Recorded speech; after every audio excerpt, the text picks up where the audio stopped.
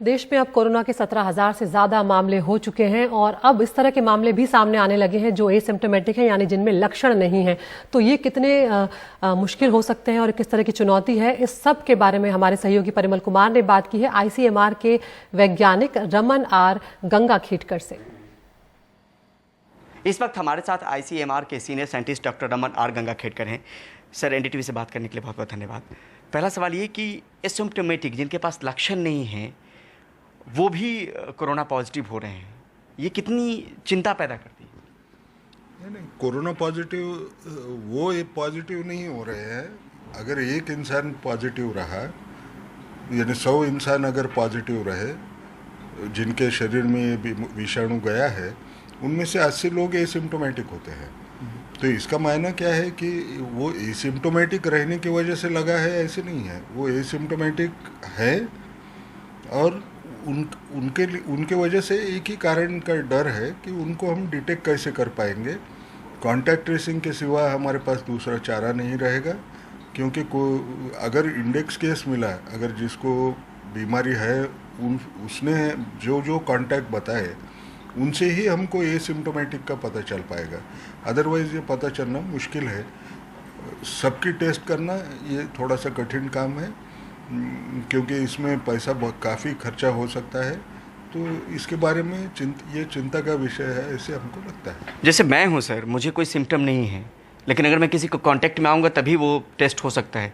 तो ये आम लोगों के लिए क्या संदेश देना चाहेंगे? अगर एसिम्प्टोमेटिक जिनके पास कोई लक्षण नहीं है अगर वो पॉजिटिव हो रहे हैं तो आम लोगों को क्या संदेश? क्योंकि डर एक मन में ज़रूर बैठा है, दिल्ली मुंबई की घटनाओं में इस तरह की चीज़ें आ रही हैं। हमने एक ही समझना है कि जहाँ तक हो सके सेफ डिस्टेंस का पालन करना है, मास्क का इस्तेमाल करिए। जितना आप इसको एडहेयर करेंगे उतना ही आपको बीमारी लगने का चांस कम हो जाएगा। इसके आगे तो और कोई चारा अभी नज़र नहीं आता।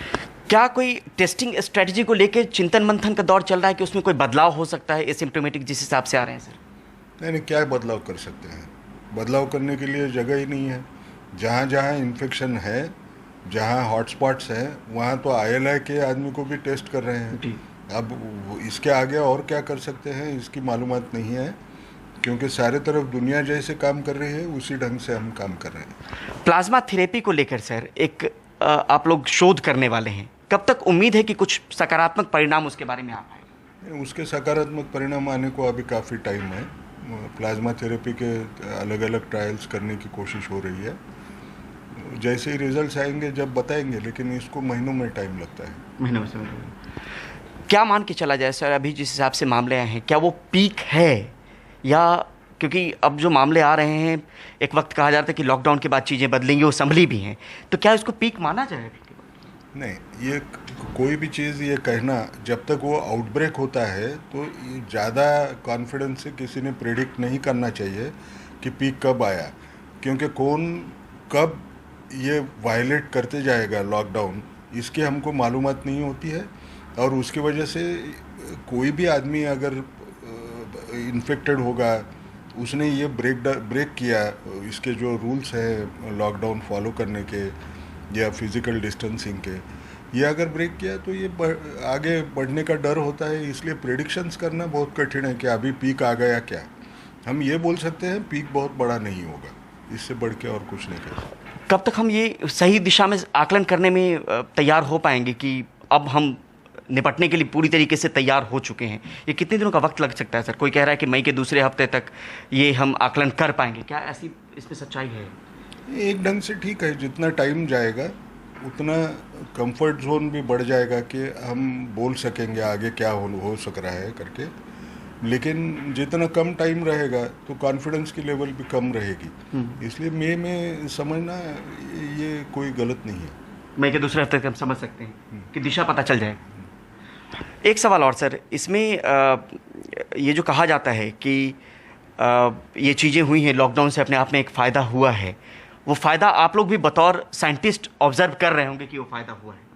फ़ायदा तो हुआ है, नंबर्स उतने बड़े नहीं हैं जैसे बाकी देशों में बढ़े हैं, तो फ़ायदा तो पक्का हुआ है। एक आखिरी सवाल सर, पूरे देश को लेकर चिंता है, लेकिन किन राज्यों को लेकर ज़्यादा आप लोगों की मुश्किल बढ़ी हुई जिससे आपसे मामले आ रहे हैं सर?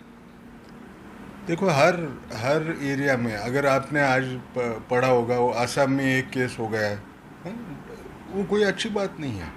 नंबर जहाँ बढ़ रहे हैं उनका भी उतना ही इम्पोर्टेंस है वो नंबर्स का, जितना जहाँ नहीं था वहाँ भी देखने का है। हमारे हिसाब से जब हम लॉकडाउन की स्ट्रैटेजी, फिजिकल डिस्टेंसिंग की स्ट्रैटेजी ये जब इस्तेमाल कर रहे हैं, तो जो भी केस आएगी वो अच्छा नहीं लगता है। हमको ये समझना चाहिए कि हर राज्य हमारे लिए इक्वल है और उसी हिसाब से हमारा काम चालू रहेगा। ठीक है, बहुत बहुत शुक्रिया हमसे बात करने के लिए। नई दिल्ली से परिमल कुमार, NDTV इंडिया।